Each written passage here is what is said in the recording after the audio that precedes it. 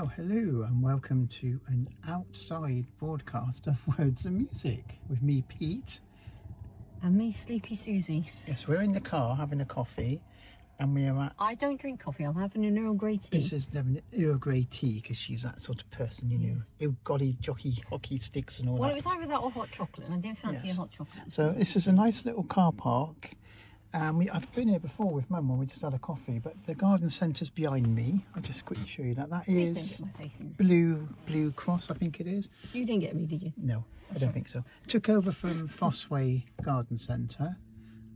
Very expensive. They was then, and it is even more expensive now. Look at those lovely black clouds look today. Oh, I saw some pigeons in Oh, formation. some pigeons in formation. Sometimes you see birds of prey. So this is an interesting. We're only doing a bit of a start here because we're just sat here having coffee while we went to go shopping.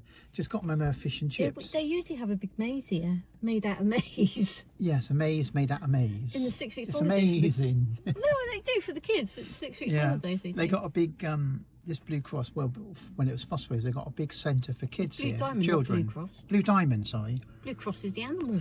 Oh yeah, Blue Cross is the animal. Sorry. Yeah, That's there's 'cause a I was big looking play at them. area in there, and Yeah, we oh, went it past is massive.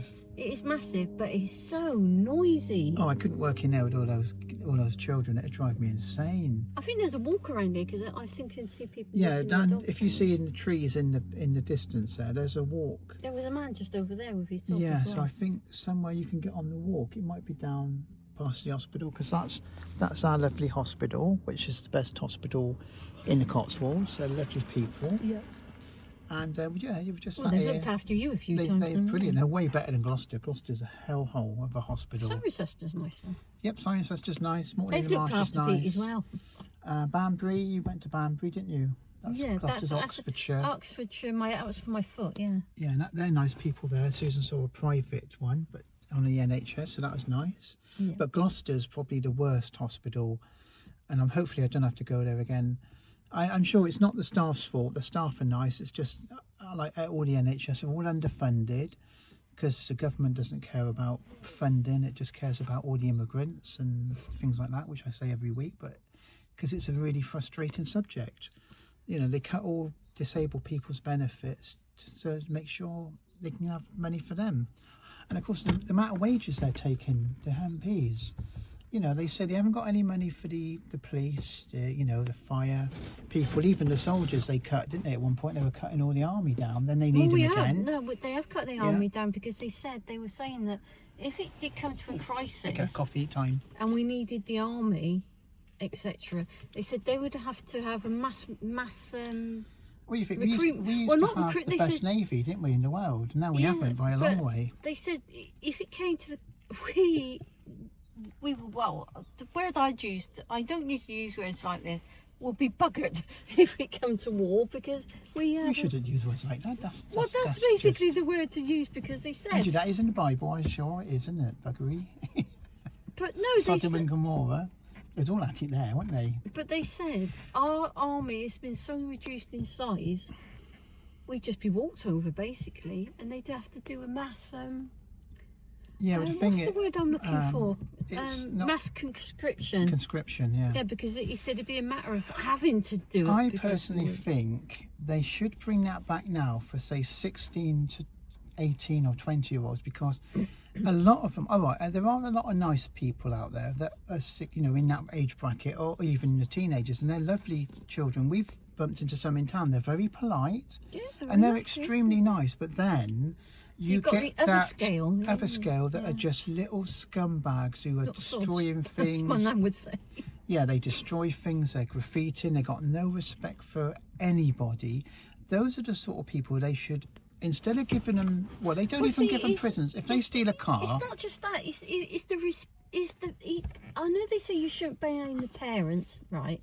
That's fair enough. You shouldn't blame the parents, but I've noticed parents are less disciplined with their children now. well, you're not allowed to be, are you? Yeah. Because it's all this, if you hit me, I'll phone the police, and then you get done for assault. I know you shouldn't physically harm your children, but No. That's maybe fair a enough. little punishment, some punishments, you should be allowed to some punishments, but not obviously abusive, because mean, people kids- go too far and they I'm kill not their being, kids, I'm not being funny or anything, but kids these days, they do think that having your TV taking off you. Well, you know, not TV these days. It's like iPhones and computers and game consoles. That is punishment. That's that's cruelty to her. But I'll tell you, in my day, you never had this, but I did. Punishment to us was either the slipper or the one of them canes. Well, I wasn't naughty. I was a bit of a... Yeah, but you weren't an angel. You were naughty, but your mum didn't believe in giving you the cane or anything. No, well, I don't think she'd done things like that. She's too nice. Your No, mum, it's a wonder your mum didn't tie you to an electric chair. No, with but then my battery. yeah, but then a car battery. My mum was brought up different. My granddad gave him the belt if he played, and when they were little, so and so. He used to give him the belt, but and out of all of them, though, my mum was the only one that did it to her children, though. So none of the others done it. Yes, but I think, to be fair, your mum using a battery with jumper cables as punishment, that's going a bit too far, isn't it? Now, Pete, that's an exaggeration. Are you sure? She never carried it out, though. She would say the punishment, but it was father that had to do it. You could wait all day for him to come home from work, and then you end up with the slipper or the whatever was, come out the plant pot, and you did the cane. But in our household, all three of you were punished, even if it was one of you.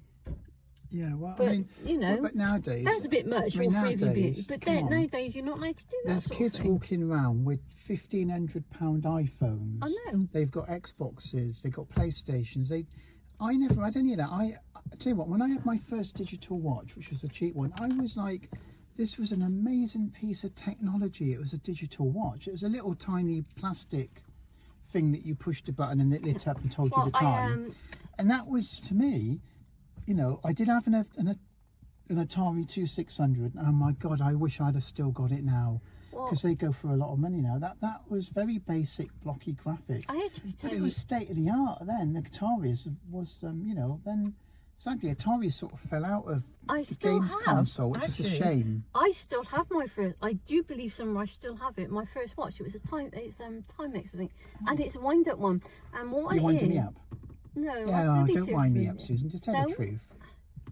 Come on. It's a wine, and it's one that had all the. It was to learn you to tell the time. It's like all the hour. It would tell you all the like half quarters and all that. It's because that was my grandparents. Because obviously undiagnosed dyslexia. It's one of those things that I had learned.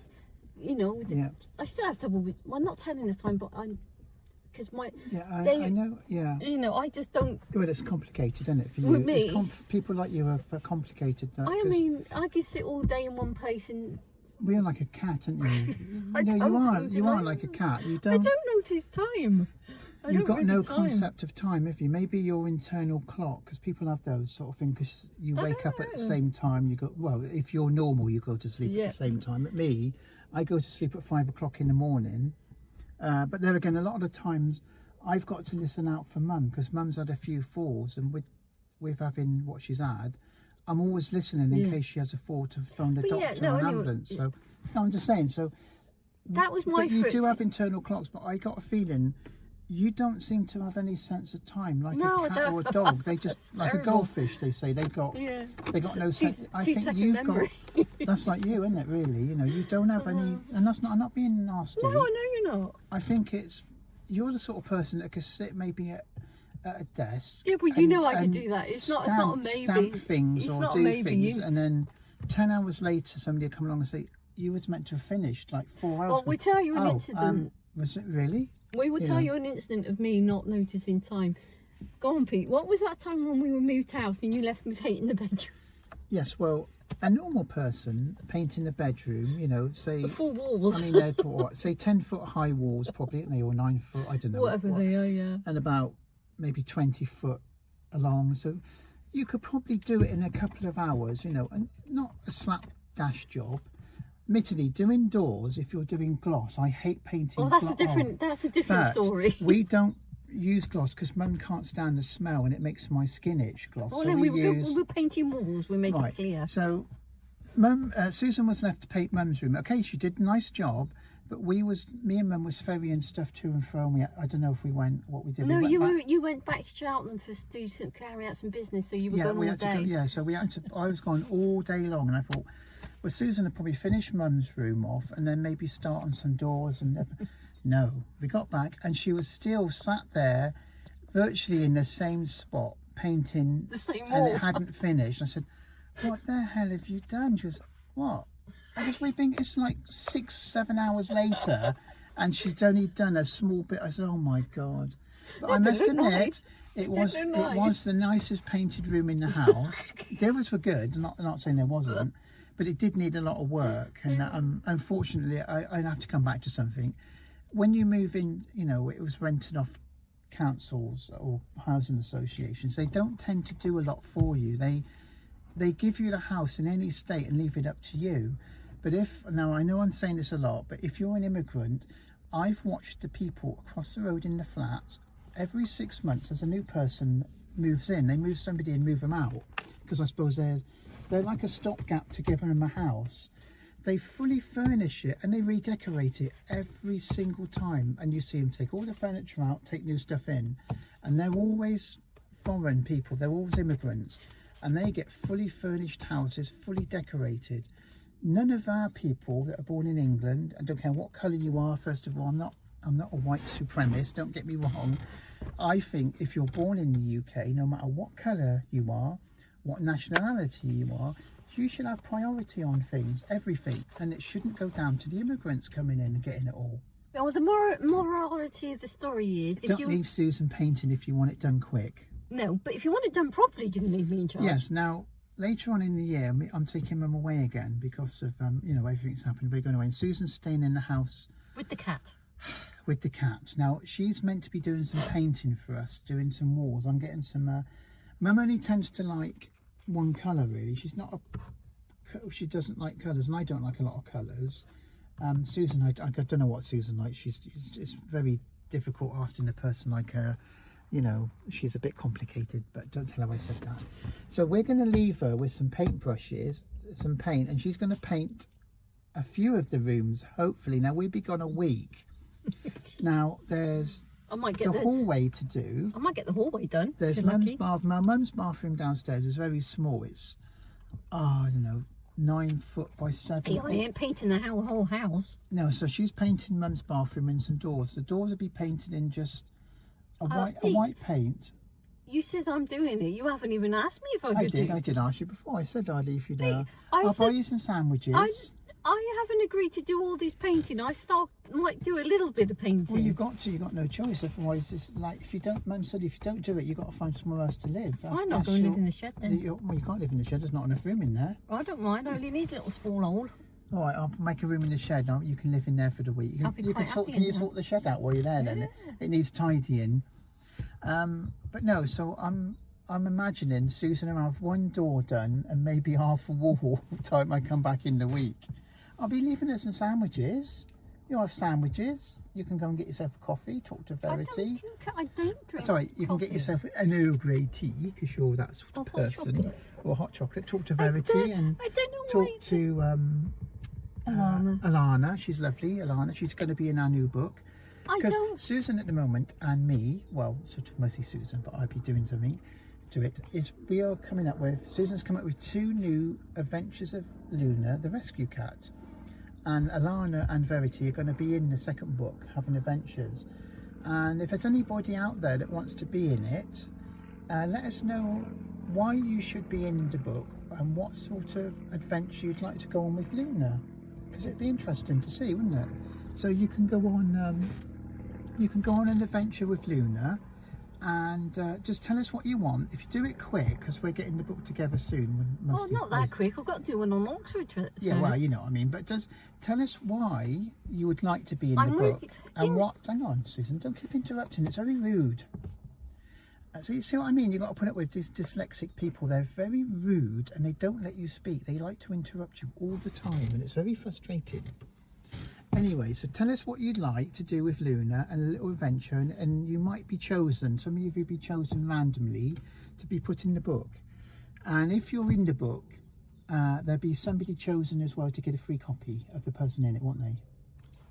You just told me to shut up. I know, I'll tell you may speak now. You say you want to do with people like me, it's what people they should do with people like you. But you're frustrating. Well, there's a plane out there somewhere. I'm not frustrating. You're frustrating. So anyway, so this is a bit of a different type of words and music. You're seeing mostly one static scene, But it's 14 minutes in. Bernie sent us something for five or 6 minutes. He's done another little story. It's sort of to do, I think he said it's to do with Spike Milligan. So what else we got to talk about? Oh, price of Lego. Yeah. Susan's been comparing Lego. I'll let her tell you now. I'll shut up. No, I've just been comparing, you know, Lego is in the company Lego, with what they call micro bricks. Well, they micro call bricks. bricks or mini bricks. And as long as you're all right with playing with, you go over to my channel, you'll see what I mean. Look, I mean, they're tiny bricks. But It's like a miniature Lego, basically, isn't it? It's generic. So it's any Generic, yes. Yeah, it's not weird like you said. It's any company picks them up, stamps their label on it, and then yeah, it's not Lego, and there's a bit of controversy over the bigger bricks because it's not.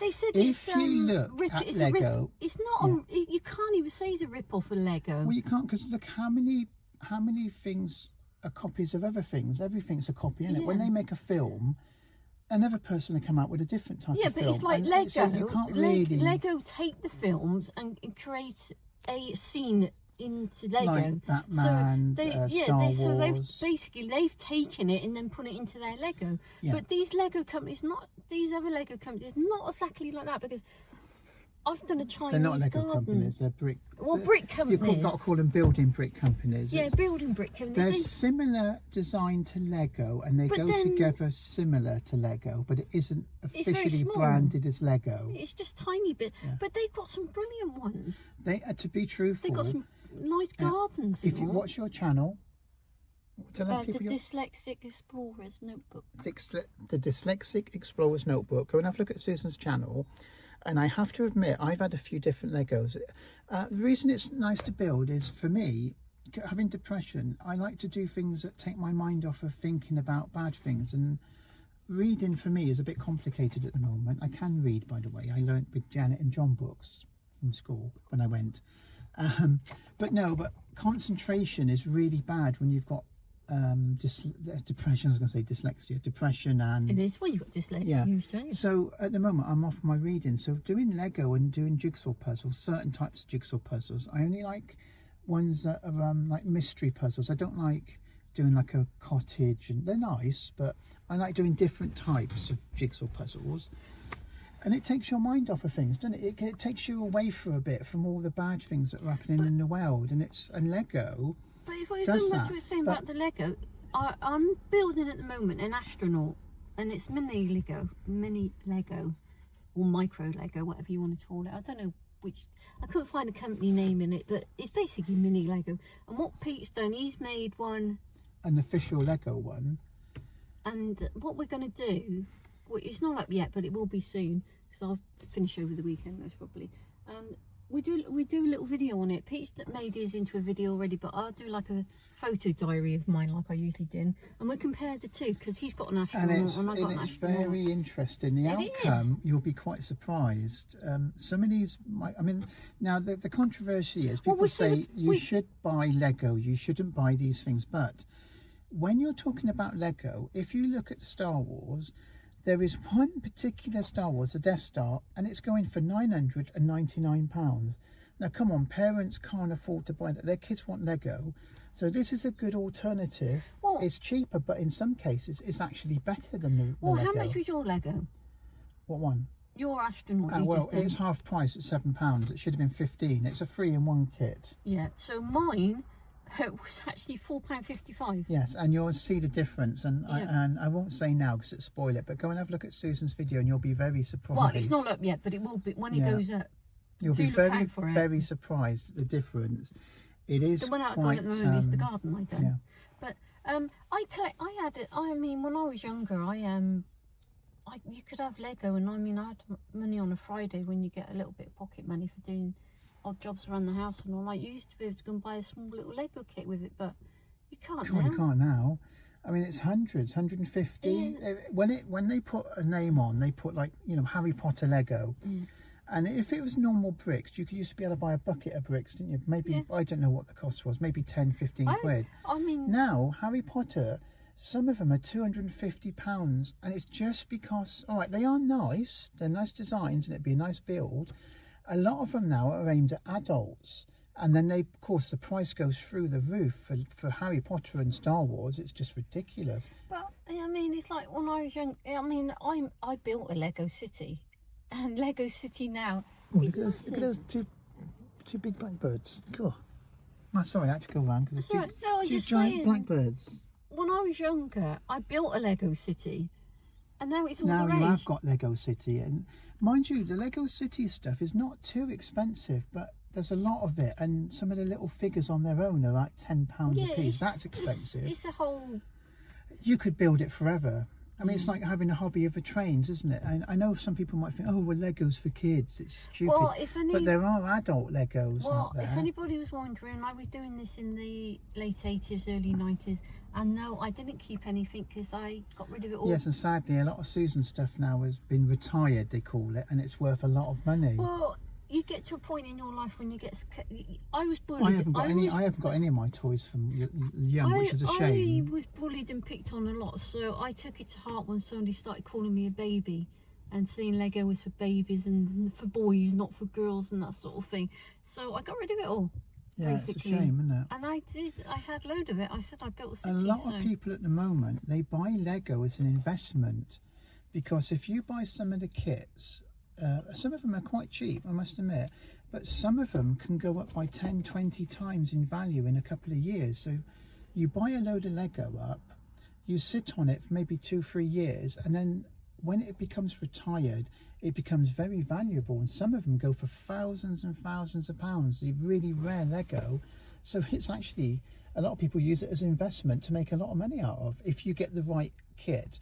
Unfortunately, you do have to buy it when it just first comes out. Like say today there's a new set, just as for argument's sake, say there's a new set of Star Wars kits out today, you go and buy them today, you might have to wait 3 or 4 years maybe at the most, and then then once it's retired it goes up a lot. And if it's a really rare set, they're expensive. And I'll give you a quick example. There was one little kit, I think it was about £15, and it come with a Harry Potter kit. They were little tiny builds, but they come with a gold figure. Harry Potter one was in the kit, and now at the moment he's going for £8.99 on his own. But if you've got, I think it's one of the, like not Snape's about £20, Voldemort's about 15 or something, but one of them is worth £80. Now that's for one little tiny figure. Now can you imagine, say you got 10 kits and you got the same figure in each kit, 15 quid a pack kit, maybe 20. Each kit's then one particular item from that is worth up to £80-90 for one piece. Yeah, and that's only a couple of years ago those kits were out. That's a completely different ball game again. But if you go back, no, I'm just saying. If you go back to go back to looking at kids now, your nephew wanted the most expensive Lego. He wanted the Millennium Falcon off Mum, and I think at the time it was £195. You know for a fact, and you know this. I know this, yeah. He got the Lego. It was built, it got bashed up, he lost interest. Yeah, David helped him build it because it was a bit of a complicated build. Some of them are not simple builds. No, but and then he took it apart and he couldn't put it back together, and Dave wouldn't help him again. So it's a lot of work. You think it's not just the thing of it. Kids lose interest, so they want you You're to paying buy hundreds of pounds for pieces of Lego, and they say yeah, and they build it, and that's it. Yeah. Now the original Millennium Falcon was about 150 quid, £100. It goes for thousands now if you've got the original one going back a long time, about 5-6 years or more. It's worth a lot of money. And then how many people would have had that?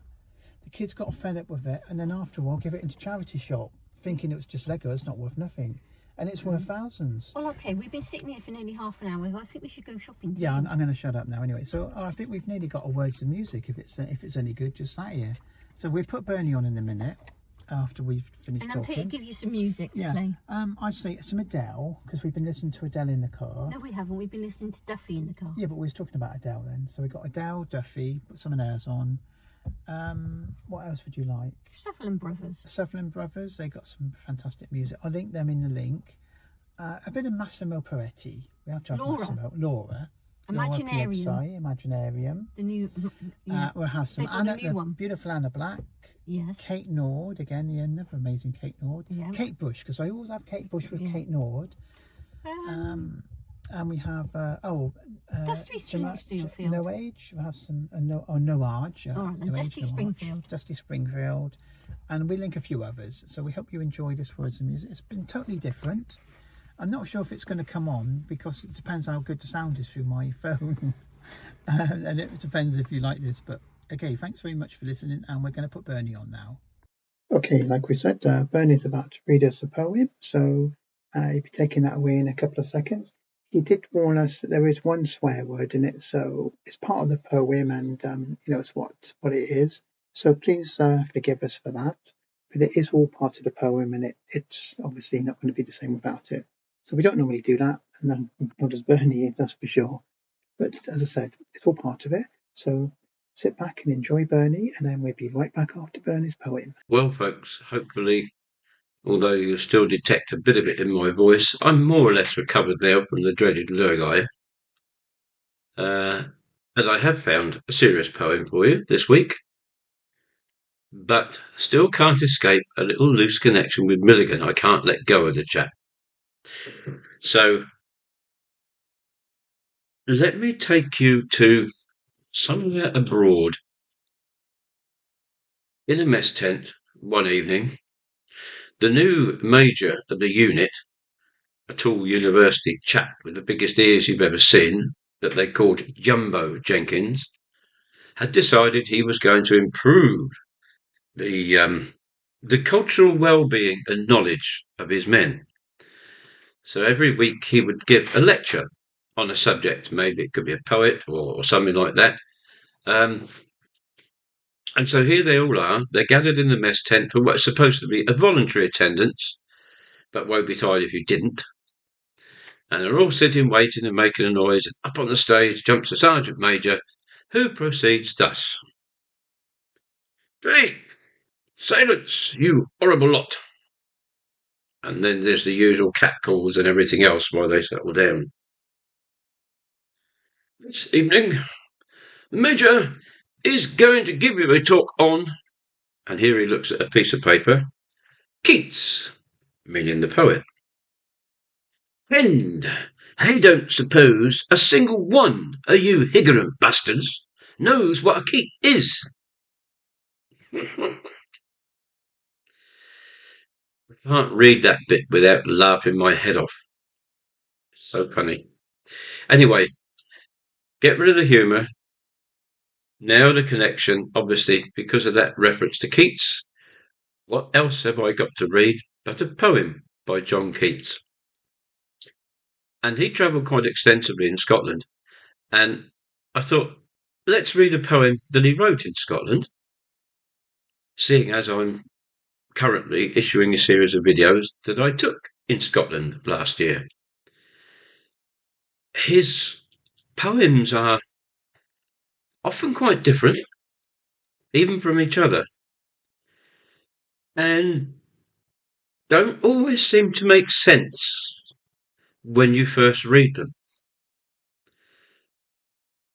But here is one that he wrote at Fingal's Cave, and I'll leave you to draw your own conclusion. "Now, Aladdin, Magian, ever such a work began. Not the Wizard of the Dee ever such a dream could see. Not St. John in Patmos Isle, in the passion of his toil, when he saw the churches 7 golden isles built up in heaven, gazed at such a rugged wonder, as I stood its roofing under. Lo, I saw one sleeping there, on the marble cold and bare, while the surges washed his feet, and his garments white did beat, drenched about the sombre rocks. On his neck his well-grown locks lifted dry above the mane, whereupon the curl again. What is this? And what art thou? Whispered I, and touched his brow. What art thou? And what is this? Whispered I, and strove to kiss the spirit's hand, to wake his eye. Up he started in a trice. "I am Lycidas," said he, "famed in funeral minstrelsy." This was architectured thus by the great Oceanus. Here his mighty waters play hollow organs all the day. Here by turns his dolphins all, finny palmers great and small, come to pay devotion due. Each a mouth of pearls must strew. Okay, thank you very much, Bernie. I really do appreciate you taking part in our shows, and it's always very much appreciated, and he does such a fantastic job. I know we all like Bernie doing his poems and his readings for us, and the Christmas Carol was just outstanding he did last year for us. Right, well, we're going to end it there. I know it's been a little bit of a different video today because we was just sat in the car park having our coffee, having a chat, but we both wasn't feeling too today to go out and film up. We did plan on going to film some churches and like a country house next door to this church, but we really didn't feel up to it, so that will be put back till next week. But we wanted to get a show out anyway, so hopefully this will do the job for you. So thank you very much for watching and listening, and bye till next week.